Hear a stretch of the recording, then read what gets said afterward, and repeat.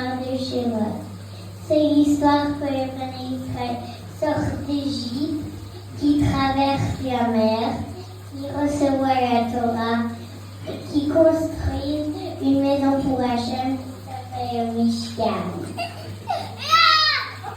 Au début, un nouveau pharaon arrive et est très méchant.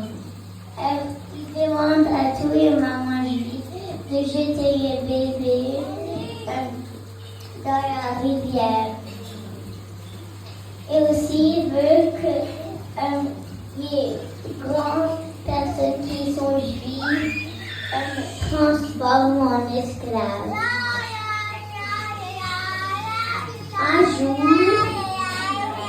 ma maman juive a reçu un bébé. Elle le cache pour 3 mois. Après qu'elle ne peut pas le cacher, la fille, Myriam, elle met dans une panier, elle met dans la rivière. Et après, la fille de Pharaon elle va le bébé. Elle le tire de l'eau et elle appelle Moshe parce qu'en hébreu, tirer de l'eau, ça veut dire Moshe. En grandissant, Moshe, il découvre des choses pas bien. Il voit un Égyptien frapper un Juif quand il travaille. Alors il le pousse, l'Égyptien, et il le met à terre. Après, il a peur d'aller en prison. Alors il va à Midian, à la désert. Et après, à Midian, il voit un arbre en feu. C'était la première fois que Hachem lui parle. Alors Hachem dit à Moshe, sors les Bnei Israël d'Égypte. Alors Moshe il va Aaron son frère.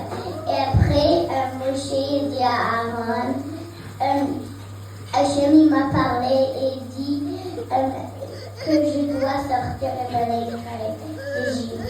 Alors Moshe et Aaron allaient dans le palais et Moshe il dit à Pharaon, laisse partir mon peuple.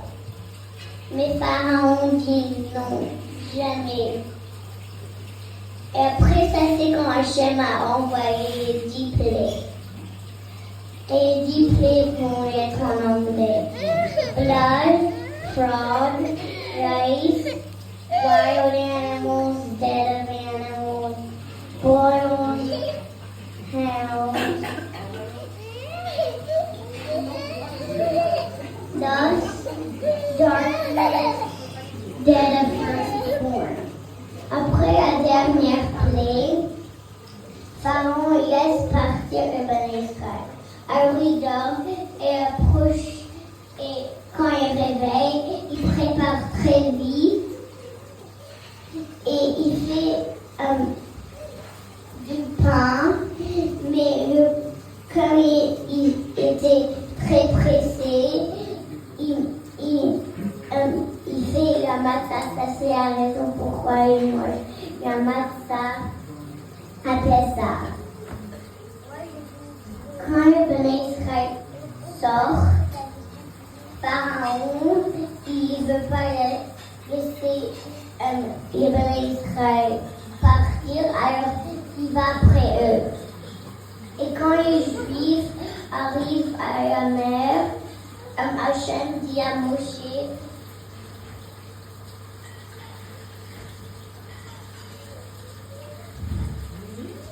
mets ton bâton en haut et la mer va ouvrir. Et quand Moshe fait ça, la mer s'ouvre et les Juifs traversent la mer. pharaon et dans la mer, mais c'était trop tard, les Juifs déjà sortis et la mer était déjà fermée. Après,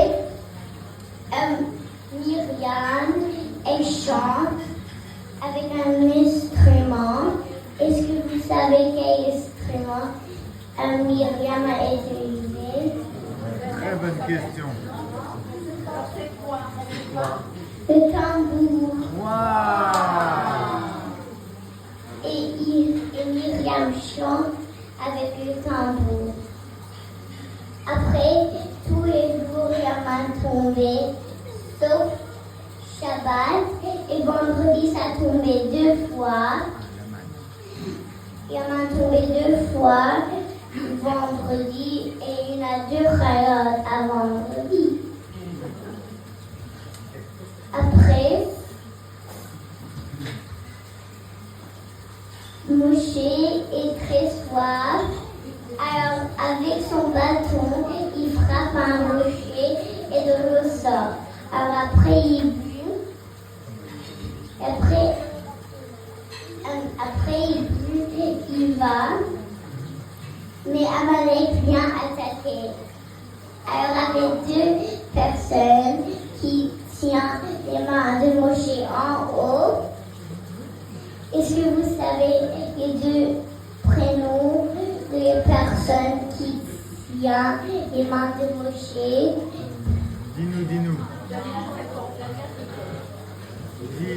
Dis-nous. Aaron et Roux. Et après, Amalek n'a pas attaqué parce que les 2 mains de Moshe restaient en haut. Après, Hachem a envoyé 10 commandements. Je vais vous dire 4 ou 5. Pas voler, pas mentir, respecter le Shabbat, respecter ses parents et pas tuer. Très bien. Après, Moshe, il va en haut pour 30 jours. 40. Et pendant Moshe, il va en haut pour 40 jours. Les Juifs faisaient une très grande avéra. Alors quand Moshe redescend, il redescend avec les 2 tables. Et quand il voit le avéra, il jette les 2 tables. Après, Moshe remonte. Il redescend le jour de Yom Kippour avec la Torah.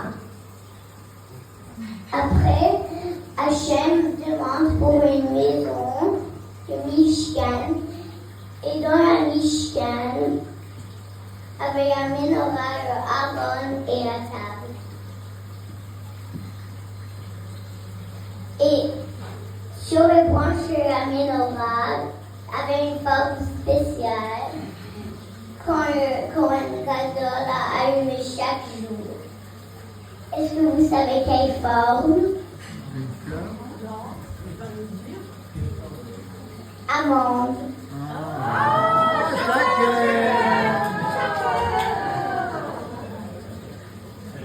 Et quand le Mishkan est prêt, avec des nuages, et en dessous de les nuages, c'était très joli. Et après, les Juifs savaient le chemin du désert.